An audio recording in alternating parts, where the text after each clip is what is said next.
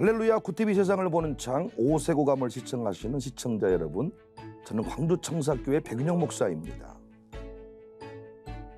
우리 주 오신 하나님께서 제 강의를 시청하시는 모든 분들에게 큰 은혜와 평강 주시기를 기도합니다.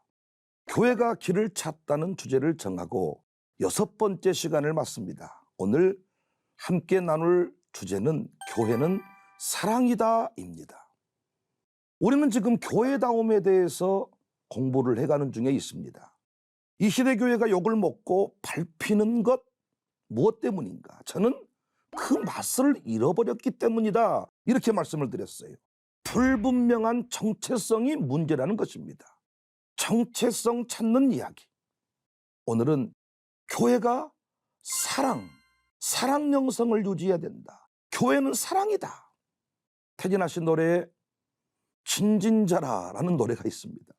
이걸 흔히 수능 금지곡이라고 하더라고요. 수험생 금지곡.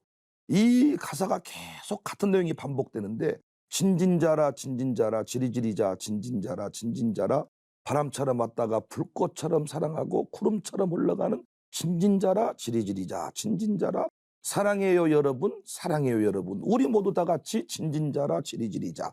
계속 진진자라 진진자라 하다가 또 보석 같은 사랑이 하늘에서 내려와요. 진진자라 진진지리지리 지리지리자, 사랑해요 사랑해, 당신을 사랑해. 사랑 계속 이어집니다.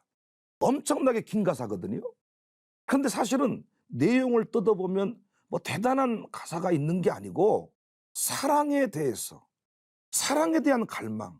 그런데 진진자라 지리지리자, 이 어떤 후렴구를 넣어서 아주 밝게 표현을 한 것 같습니다. 그 리듬이 너무 좋고 가사가 너무 좋아서 아마 그 세대를 초월해서 많이 불려지는 것 같습니다. 특히 사랑은 장난이 아니야. 사랑은 믿음인 거야. 사랑은 소망인 거야. 사랑은 기쁨인 거야. 믿음, 소망, 사랑, 기쁨이 나와요. 또 보석 같은 사랑이 하늘에서 내려와 나를 사랑하네요. 진진자라 지리지리자. 이 노래를 제가 우연찮게 들었습니다. 아니, 너무 가사가 좋아서 반복해서 들었습니다. 태진아 집사 저희 교회 초대해서 콘서트를 했는데 마지막 곡도 제가 이 곡을 해달라고 했습니다. 저는 이 노래를 듣는데 교회 생각이 났습니다. 아니, 이 노래는 태진아 씨가 부르는 게 아니고 교회가 불러야 되는 거 아닌가. 그런데 이 시대 교회는 이미 사랑이 아니에요. 얼마나 싸우는지 사람들이 고개를 절레절레 흔듭니다. 대놓고 싸우는가 조용히 싸우는가의 차이이지, 싸우지 않는 교회가 없다 할 정도입니다. 그래서 우리 아이들이 교회를 욕하고 교회를 떠나버립니다.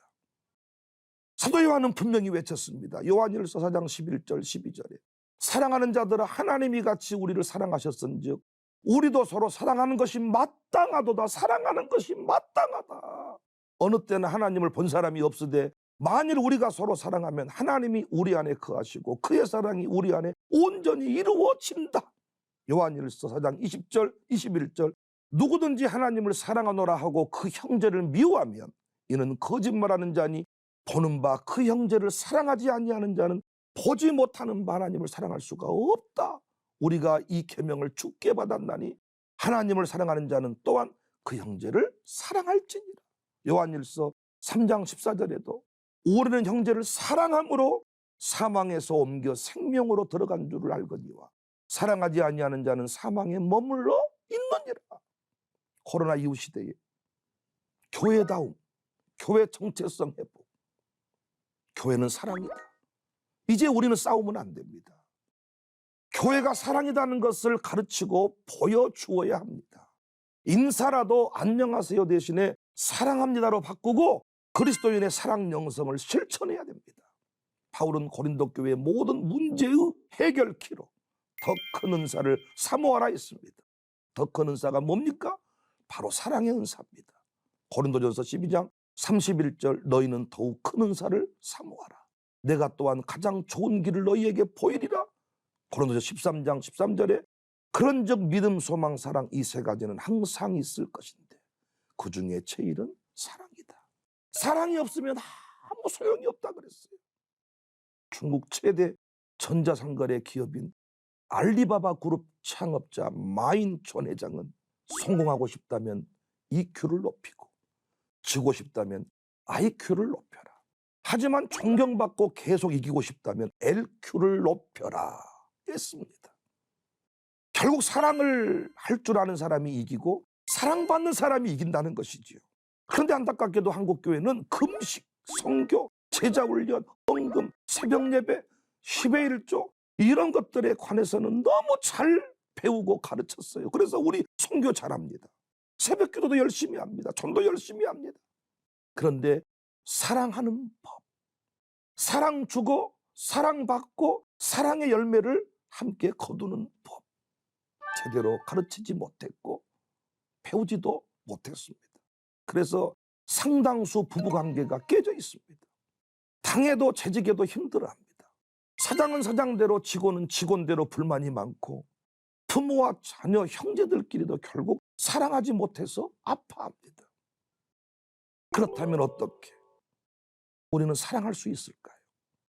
어떻게 해야 사랑받을 수 있을까요?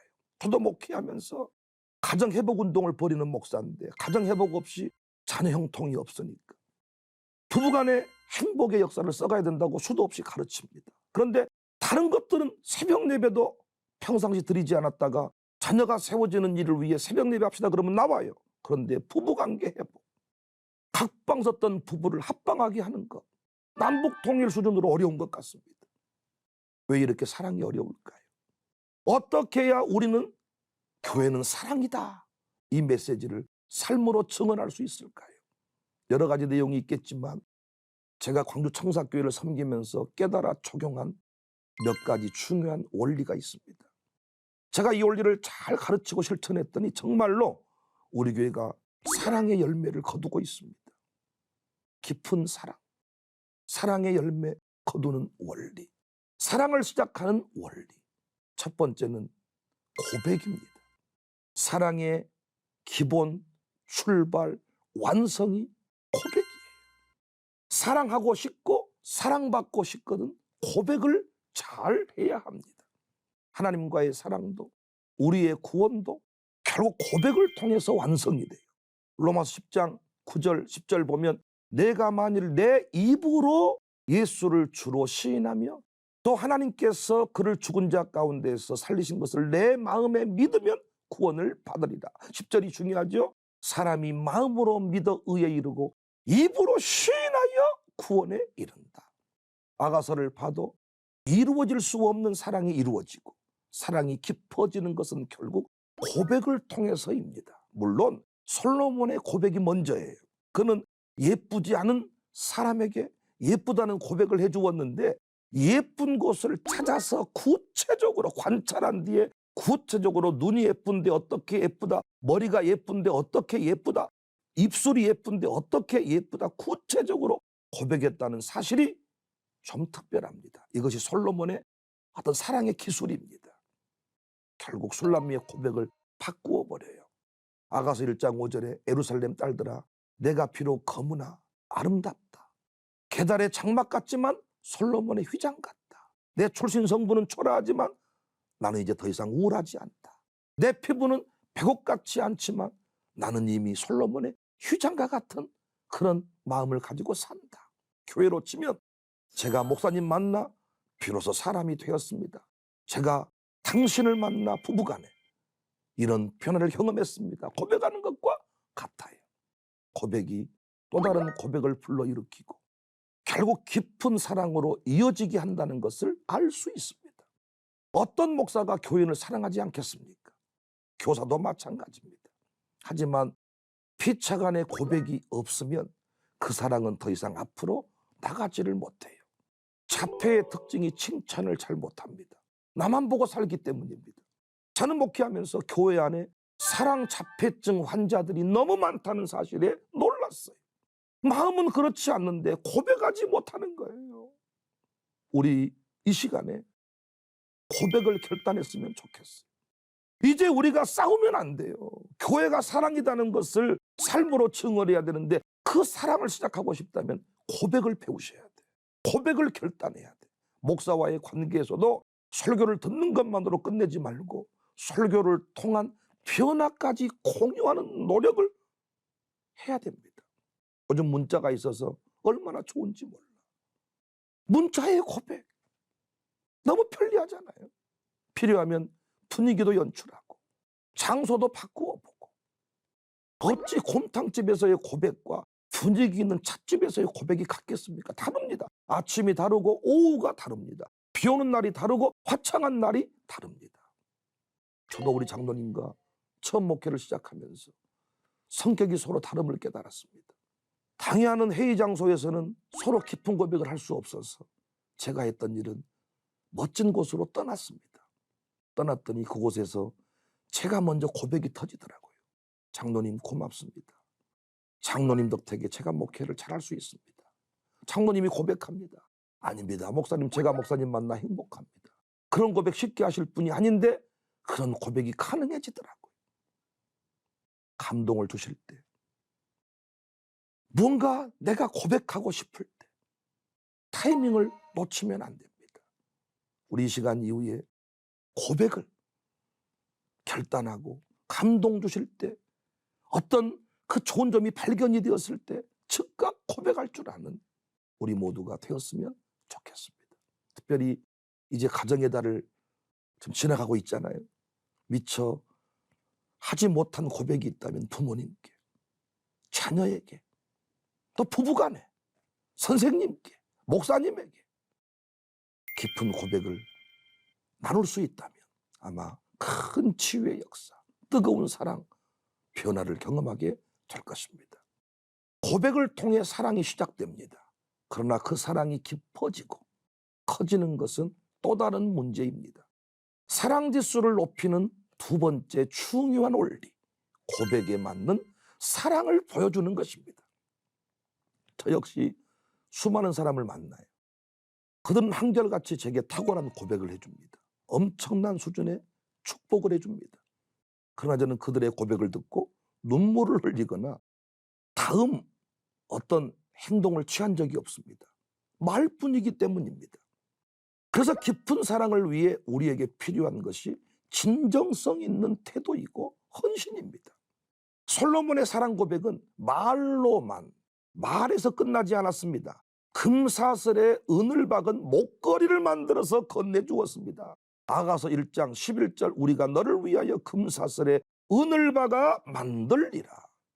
하나님은 죄인된 우리에게 십자가의 사랑을 보여주었어요. 요한일서 4장 9절 10절, 하나님의 사랑이 우리에게 이렇게 나타난 바 되었으니, 보여주시는 사랑, 확증하시는 사랑, 하나님이 자기의 독생자를 세상에 보내심은 그로 말미암아 우리를 살리려 하십니다. 사랑은 여기 있다. 우리가 하나님을 사랑한 것이 아니고 하나님이 우리를 사랑하사 우리 죄를 속하기 위하여 한목제물로 그 아들을 보내셨다. 그래서 사도 요한은 사랑 영성에 관해서 가르치면서 말과 혀로만 사랑하지 말라고 권면합니다. 요한일서 3장 18절에 자녀들아, 우리가 말과 혀로만 사랑하지 말고 행함과 진실함으로 하자. 그런 의미에서 선물을 통한 사랑의 고백, 관계가 깊어지는 훈련, 중요한 것 같습니다. 프로포즈의 안성도 저는 선물이라고 봅니다. 이런저런 관계를 잘 맺지만 마지막 결정타는 마음을 담은 선물 아닙니까? 사람의 마음을 사로잡는 선물. 잠언 19장 6절에 너그러운 사람에게는 은혜를 구하는 자가 많고 선물 주기를 좋아하는 자에게는 사람마다 친구가 된다. 잠언 18장 16절, 사람의 선물은 그의 길을 넓게 하며 또 존귀한 자 앞으로 그를 인도한다. 관계를 잘 못하는 사람, 결국 사랑을 잘 못하는 사람이죠. 그 사람들의 공통점은 선물을 잘 베풀지 않습니다. 그냥 말뿐입니다. 선물을 때론 주긴 주는데 진정성이 담기지 않아요. 그래서 사랑이 깊어지지 않습니다. 흔히 주고 욕먹는다는 말이 있잖아요. 계산적으로는 주는 자가 망해야 하고 무너져야 하지만 결국 주는 자가 이깁니다. 시편 37편 25절 이하를 보면, 내가 어려서부터 늙기까지 의인이 버림을 당하거나 그의 자손이 걸식함을 보지 못하였도다. 그는 종일토록 은혜를 베풀고 꾸어주니 그의 자손이 복을 받는도다. 잠언 21장 26절 어떤 자는 종일토록 탐하기만 하나 의인은 아끼지 아니하고 베풀어 준다. 저희 교회는 5월 21일 부부의 날이라고 하잖아요. 그래서 그 날짜를 지난 주일을 부부주일로 정하고 부부에 관해서 설교를 합니다. 그리고 꼭 매년 실천하는 것이 있습니다. 첫 번째, 각자 감사한금을 드리기. 하나님 앞에 이런 남편, 이런 아내 주신 것 감사. 그 감사의 고백을 하자. 두 번째는 편지 쓰기입니다. 문자로도 좋다. 서로 사랑을 고백하자. 세 번째가 선물 나누기입니다. 제가 그래서 어제가 저희 교회는 그 부부주일이었는데 제가 이런 얘기를 했습니다. 남자들은 자동차를 좋아한다. 여자들은 금덩이를 좋아한다. 그래서 어차피 이 시대는 월급봉투 가져다 주고 그 안에 들어있는 돈 쓰는 이런 시대 아니니까. 어차피 우리가 중앙통장에서 돈 나가는 이런 시스템이니까 누군가 진짜 한번 통 크게 카드를 긁자 이런 얘기를 했습니다. 그런데 진짜로 놀랍게 저희 교회는 매년 부부간에 평생 주고받을 수 없었던 선물들을 주고받아요. 목사가 계속 강조하고 실제 우리 직분자들의 경우는 제가 다음 주일날 검사하거든요. 장로님, 권사님 어떤 선물 하셨습니까? 어떤 선물 주고받으셨습니까? 저희 교회 부모님도 계시고 장인 장모도 계시는데 이 가르침에 순종을 합니다. 놀라운 역사가 일어나요. 어차피 그 돈이 그 돈입니다. 제가 어제 그런 얘기를 했습니다. 큰 목걸이 해주고 나중에 삶이 어려워서 그 목걸이를 팔지라도 여자들은 남편이 해준 그 목걸이를 평생 감사히 여기고 간직하고 그 메시지, 그 선물에서 많은 것들을 경험하고 느끼게 된다는 것이지요. 저희 장모가 저희 교회 신앙생활 하시는데 참 그분은 평생 전도사를 하셨습니다. 그런데 저희 장모가 사람들을 세워가는 그 모습을 보면 정말 병원에 입원해 있든지 또는 어려운 일을 당했든지 우리 장모의 입장에서 최고의 것들을 준비해서 죽을 그냥 사다 줄 수도 있겠지만 직접 집에서 죽을 써서 전복을 사다가 낙지를 사다가 그 죽을 써서 건네주면서 기도해주고 때로는 집으로 초대해서 큰 밥상을 정성 담긴 밥상을 차려주면서 그를 위로해주고 이렇게 말로만이 아니라 뭔가를 보여주는 것 때로는 아무도 모르게 식권을 사서 식권을 건네주고 그래서 많은 사람들이 우리 장모 전도사에게 도전을 받는 것 같고 우리 장모 곁에는 그 신실한 동역자들이 함께하겠다는 그 가족 공동체를 유지하겠다는 자들이 참 많더라고요. 제 친구 중에 무안에서 목회하는 최종훈 목사가 있습니다. 그 친구도 관계가 참 탁월해요. 누구든지와 잘 어울리고 한 번 관계를 맺으면 깊은 관계로 가는데 그 친구는 시골에서 목회를 하니까요. 시골에서 정말 신선해 보이는 야채, 그 맛있는 그 농산물들이 있으면 그걸 다 준비해서 자기가 평상시 마음에 두었던 분들에게 보내주는 거예요. 사실 가격으로 치면 그거 대단한 거 아니거든요. 그런데 그 친구의 마음이 그 최 목사의 마음이 전달이 돼서요. 진짜 큰 교회 목사님들이 오히려 더 큰 것들로 섬겨주고 나중에 어려운 일을 당하면 그 친구에게 전화해서 마음을 나누고 이렇게 되더라고요. 고백이 중요합니다. 그런데 그 고백이 또 다른 고백을 불러 일으키려면 말과 혀가 아닌 행함과 진실함으로 보여주는 사랑으로까지 발전이 되어야 한다는 것입니다. 누군가를 사랑하고 누군가와 관계를 다시 회복하고 싶습니까? 이번 기회에 꼭 마음이 담긴 선물 한번 준비해 보시면 좋겠어요. 세 번째입니다. 위대한 사랑을 지속하는 마지막 단계. 끝까지 믿고 신뢰하는 것. 솔로몬의 고백에 의하면 겨울도 지나고 비도 그치고 꽃이 만발하여 열매가 무르익을 때 작은 여우가 찾아온다는 거예요. 의심의 여우, 이간질의 여우, 분열의 여우 찾아온다는 것인데 그때 틈을 주면 안 됩니다. 아가서 2장 15절 우리를 위하여 여우 곧 포도원을 하는 작은 여우를 잡아라. 우리의 포도원에 꽃이 피었다.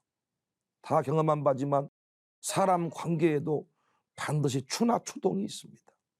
어느 순간이 지나면 실증이 나고 미움의 마음이 들기도 합니다. 그때 필요한 자세가 절대 신뢰입니다. 누가 무슨 말을 해도 처음 그 마음으로 그 사람을 믿어버리는 것입니다. 위대한 사랑의 주인공들은 결코 여우에 의해서 평가를 달리하지 않습니다. 아까 제가 말씀드렸던 대로 초창기 제가 목회를 시작할 때 이런저런 그런 혼란의 때가 있었어요. 그래서 서로 뭔가 이간질 이런 하는 세력들이 있었는데 전 끝까지 지켰습니다. 우리 장로님을 믿었고 장로님도 저를 믿어주었고, 그래서 견고한 진을 유지할 수가 있었고 사랑의 포도원이 무너지지 않을 수가 있었습니다. 실수했을지라도 다시 기회를 주고 기다리는 거예요. 이 부분을 바울이 잘 정리해 주었어요. 고린도전서 13장 7절 모든 것을 참으며 모든 것을 믿으며 모든 것을 바라며 모든 것을 견디느니라. 저는 그래서 끊임없이 교회 부임에서 부부간의 사랑, 목사와의 사랑 이런 부분들을 강조했습니다. 안타깝게도 우리 기독교회 하나님이 주신 참 최고의 그 통로, 최고의 복이 목사와 평생 동행하는 것이잖아요. 이방 종교는 그냥 혼자 산에 가서 혼자 그냥 필요한 공을 들이고 종교 행위를 하고 이렇게 돌아오면 되는데 우리 기독교는 그렇게 돼 있지 않잖아요. 끊임없이 목사와 함께 처음에 등록하자마자 목사가 누구인지를 주보에서 만나고 홈페이지에도 담임 목사 소개란이 있고 목사의 설교를 듣고 목사의 양육을 받고 목사의 신방을 받고 목사가 돌예배, 결혼예배, 백일예배, 심지어는 장례예배까지 끝까지 목사와 동행하는 것인데 많은 사람들이 목사를 사랑하지 않습니다. 태진아 노래 가사 중에서 사랑은 장난이 아니야. 저는 지금까지 사랑은 장난이 아니야, 사랑은 장난이 아니야, 사랑은 진실인 거야. 저는 이 부분만 늘 가슴에 이렇게 기억에 남았거든요. 그런데 그 추임새가 끝나고 당신을 사랑하는 게 왜 이렇게 힘이 드는가, 그 부분이 가슴에 딱 와닿는 거예요. 한국 교인들이 아마 그렇게 노래 부를 것 같아요. 목사님 사랑하는 게 왜 이렇게 힘이 드는가.